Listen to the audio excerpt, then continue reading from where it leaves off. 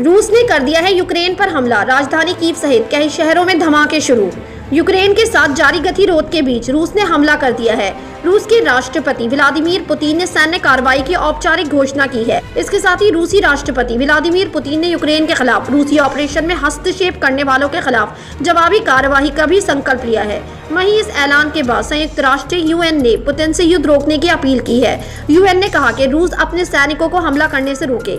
वहीं news agency AFP के अनुसार रूस के युद्ध की घोषणा के बाद यूक्रेन की राजधानी कीव में धमाके शुरू होने की खबर है। रूस के राष्ट्रपति व्लादिमीर पुतिन का कहना है कि यूक्रेन ने रेड लाइन पार की है। रूस के सैन्य हमले शुरू करने के बाद यूक्रेन के राष्ट्रपति ने देश में मार्शल लॉ लगाने की घोषणा की है। उन्होंने यूक्रेन में रह रहे नागरिकों से नहीं घबराने का भी आग्रह किया है।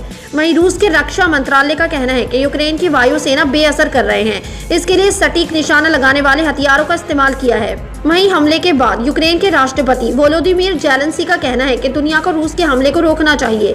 इसके साथ ही उन्होंने कहा है कि हमले की स्थिति में यूक्रेन अपना बचाव करेगा और जीतेगा। वहीं यूक्रेन के गृह मंत्रालय का कहना है कि कीव में यूक्रेन के फाइटर जेट्स पर हमला किया गया है। रूस के यूक्रेन में हमले के बाद UNSC की बैठक दोबारा शुरू हो गई है।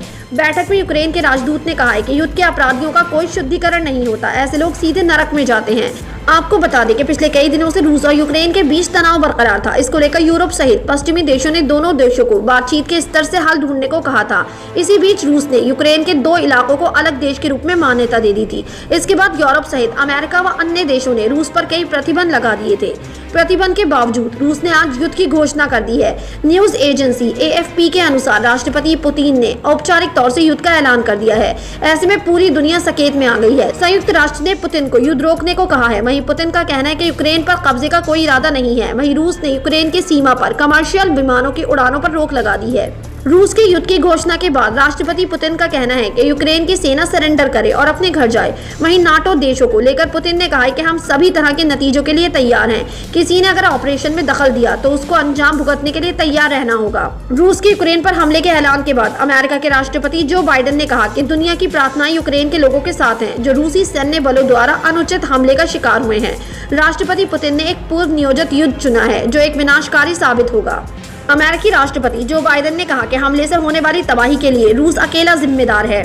वहीं रूस के हमले को लेकर ब्रिटेन के प्रधानमंत्री बोरिस जॉनसन ने भी ट्वीट किया है। उन्होंने लिखा है कि मैं यूक्रेन में भयावह घटनाओं से चकित हूं। मैंने अगले कदमों पर चर्चा करने के लिए राष्ट्रपति ज़ेलेंस्की से बात की है। राष्ट्रपति पुतिन ने यूक्रेन पर इस बिना वजह के हमले की शुरुआत करके रक्तपात और विनाश का रास्ता चुना है। यूके और हमारे सहयोगी देश इसका निर्णायक जवाब देंगे। तो वहीं रूस की यूक्रेन पर सैन्य कार्रवाई के आदेश के बाद भारत ने भी शांति की अपील की है। भारत का कहना है कि दोनों देश बातचीत के जरिए हल निकाले। इस बीच यूक्रेन से दूसरी फ्लाइट से भारतीय छात्र वापस लौट गए हैं। आपकी क्या राय है इस खबर के बारे में? अपनी राय कमेंट सेक्शन में जरूर दें। हमारे चैनल को सब्सक्राइब करें, बेल आइकन प्रेस करें ताकि हर खबर आप तक जल्द से जल्द पहुंचे।